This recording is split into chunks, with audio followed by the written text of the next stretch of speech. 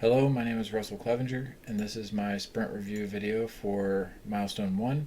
I'm a member of Team Patrick, and I'll go over my tasks. My tasks were as a player, I want the enemies to have health values so that the NPC cannot live forever, and it makes them a little bit more difficult to get past. And then as a player, I want the ability to see the boss's health on my HUD, and the boss will have higher amount of health and cause more damage.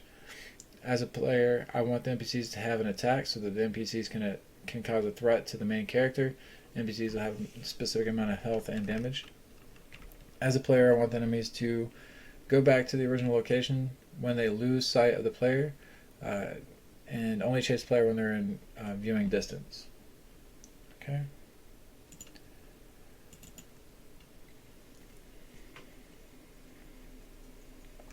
At the start of the game, we're going to start at Firelink Shrine.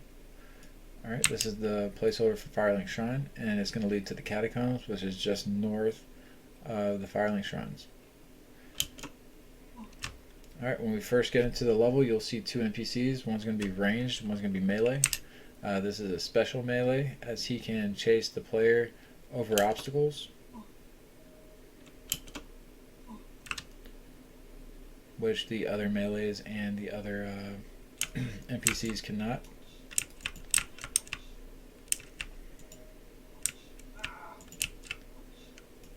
And as you can tell, he causes a lot of damage. Alright, we do have the Ester flasks, so I can use one of those to fill my health back up. Okay. And you can see that this guy does about a third of the damage, or 2/3 of the damage of that melee character, but he also attacks a little faster.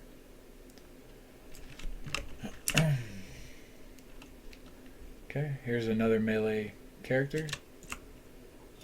He is a base melee. He does not have any special abilities other than attack. Alright, and I'm going to bypass the rest of these NPCs so that I can get to the boss. And as I'll turn around in a second here and you'll see that they are not chasing. Right now they're chasing.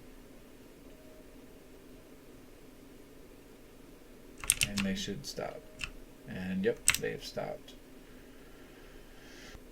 Okay, so here is the boss, and you'll see his health pop up on the HUD now that he's in viewing distance of me.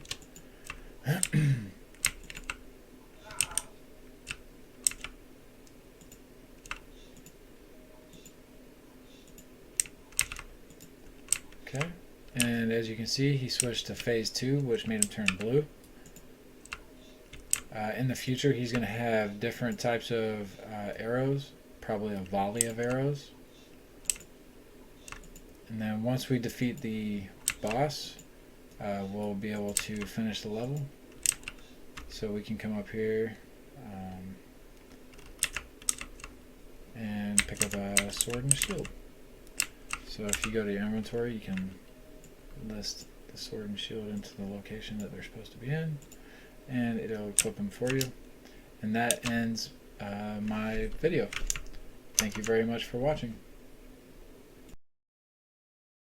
For this milestone, I worked on level transition, creating tutorials for the player, and implemented IPM into a level.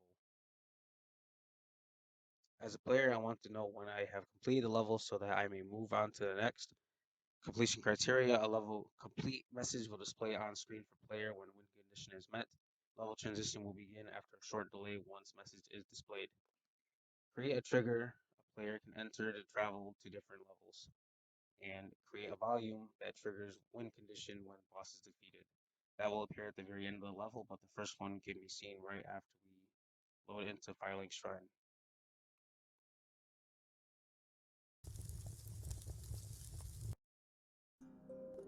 This is Firelink Shrine. If we go down here, we will go to New London.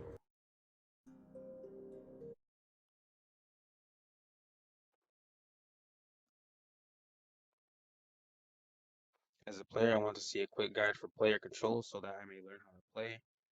A message will display on screen telling the player what certain buttons do. Message will display for 5 to 12 seconds, then remove itself, and player cannot re-enter the trigger afterwards. These are the multiple tutorials I've created, one for movement, bonfire, combat, health, and E to interact. The interact will appear later on when we are going towards building. We come across the first chest. So this is the movement. Next is the bonfire. Third is about the combat.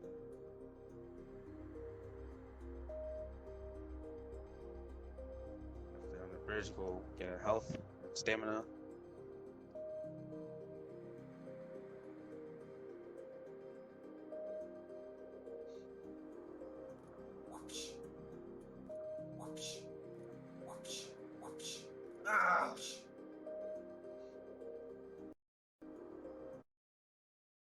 Let's see. So this is more for the level itself. As a player, I want to defeat enemies while following blue torches so that I may stay on a sunken path and not fall to my death. A select level will follow IPM. This will be Nulendo, which is the one we're in right now. A bridge with obvious lighting will be first introduced to the player. Player is free to roam, but straying far from the blue lights will lead to death. And the quantity of enemies will increase as player nears the end. So the first thing I did, which was actually changing the jump height because now they can jump at a reasonable height. First part, players introduced to facing enemies in shallow water and guidance by blue lights. So following blue torches is where we want to go. As you see, if we go this way, there's not really anything that way.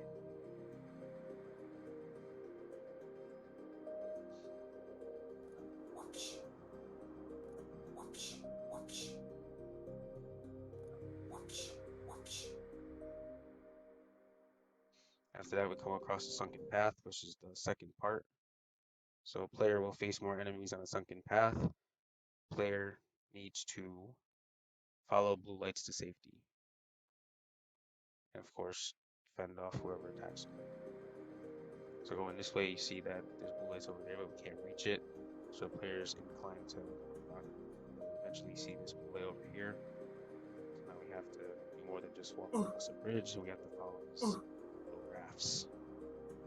And of course, the archers will be firing at us while we deal with this guy here.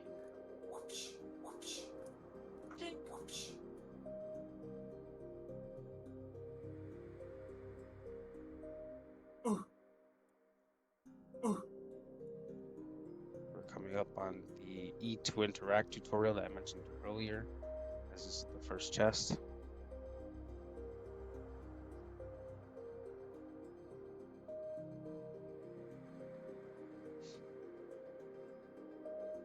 Walk through the trigger and it doesn't appear.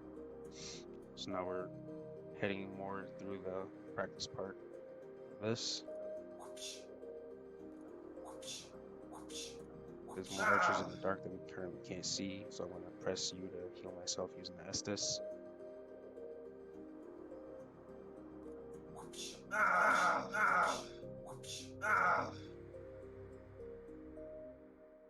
Almost died.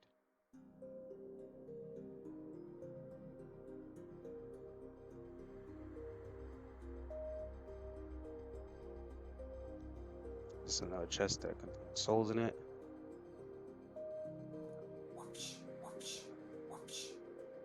Critical hit. And now we are coming up on the third part. Player will need to fight the boss on limited ground to stand on, with limited ground to stand on, with enemy archers shooting from afar.